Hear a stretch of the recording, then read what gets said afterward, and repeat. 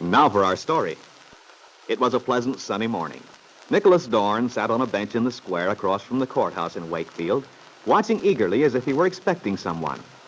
At last his face lit as he saw Peggy Douglas, his fiancée, coming toward him along the walk which led past the deserted bandstand. Hello, Nick. Oh, darling, you're here. Mm-hmm. And on time, too. Or at least almost. Have you been waiting long? Well, it seemed long. When I'm waiting for you, 15 minutes can seem like years sometimes. And on the other hand, when I'm with you, the hours turn into seconds. Oh, goodness. That sounds rather complicated. I'm afraid I must get the time very confused for you. No, not at all. You see, I don't worry about daylight saving, Eastern Standard, and all that.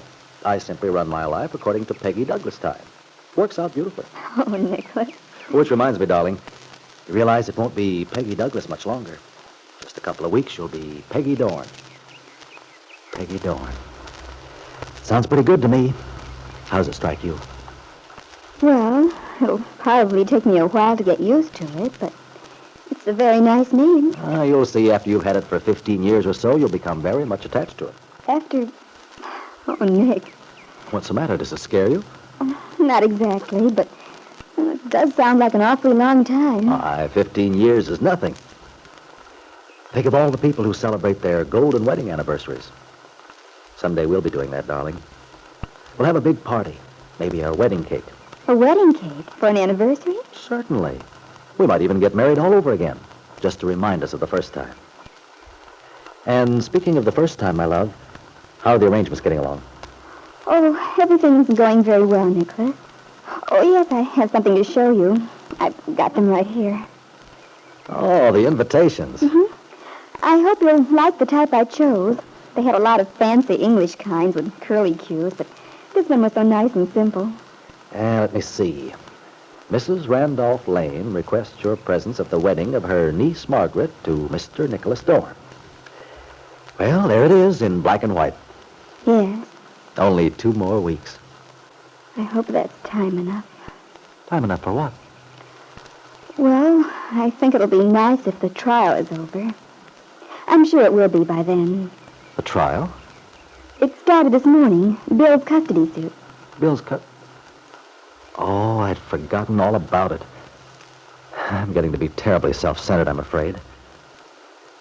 So today's the day, huh? Mm-hmm. Aunt Mary and Lefty started out for Huntsville right after breakfast. They didn't expect to be home till late this afternoon. I suppose those things do drag out quite a bit. Lots of red tape. Oh, poor old Bill. He'll be glad to get it all settled, I expect. It has been hard for him. Peggy, why didn't you go over with Aunt Mary and Lefty? I would have understood.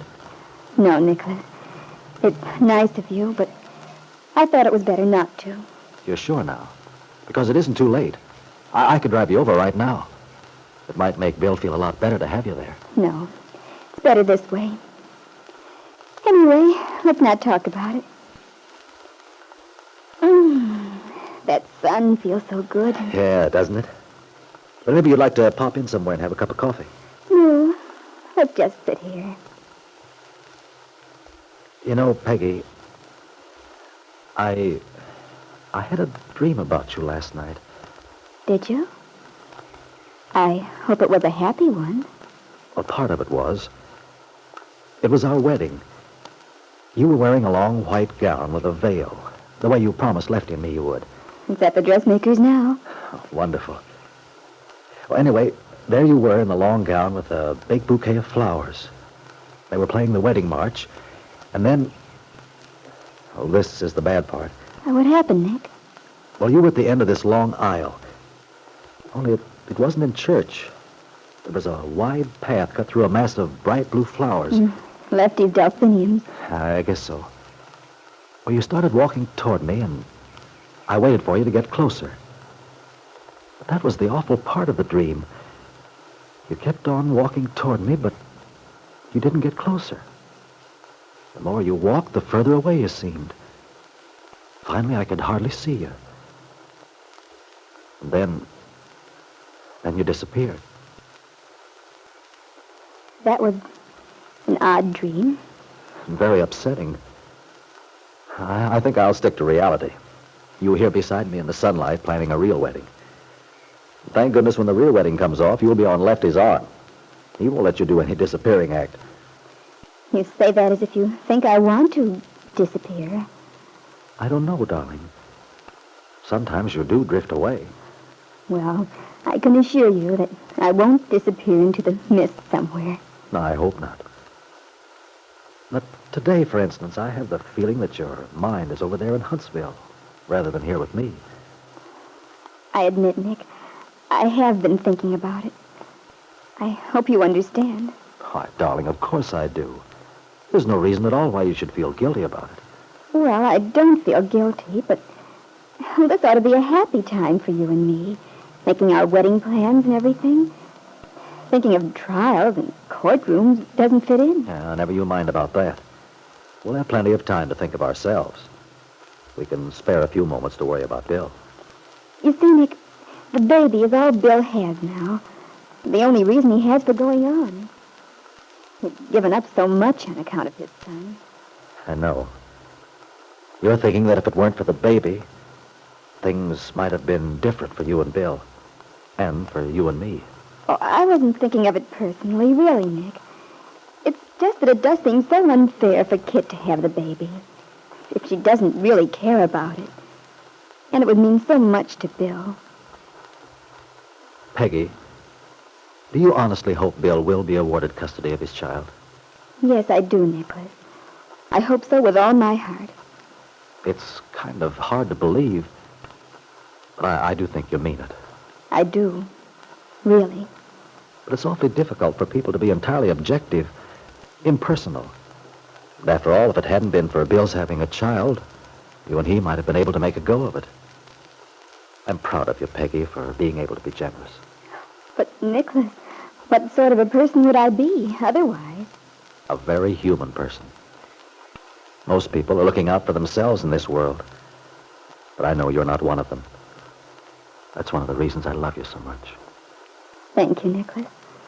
Before I came here to Wakefield, I was well on the road to becoming a deep-dyed cynic. I'd lived so long among people who had that old dog-eat-dog philosophy.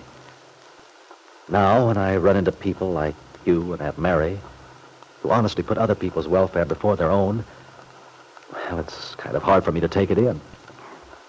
Well, Nicholas, don't think I'm some kind of a saint. I have an awful struggle with myself sometimes to do what's right.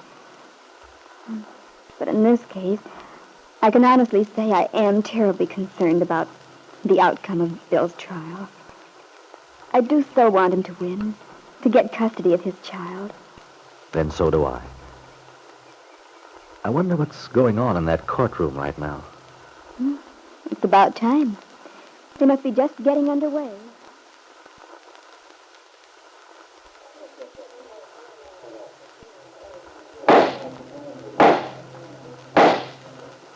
The members of the court will please rise. People stood tensely, facing the flag. The various people whose lives were to be vitally affected by the outcome of the trial felt the solemnity of the moment.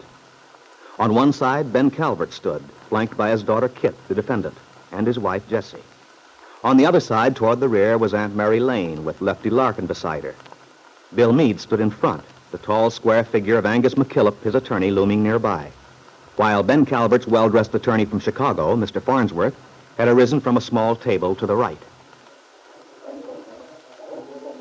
In the presence of the flag of the United States, the Superior Court of the State in the County of Wakefield is now in session. And so Bill Meade's suit for custody of the baby boy he believed to be his son began. The case of Meade versus Calvert.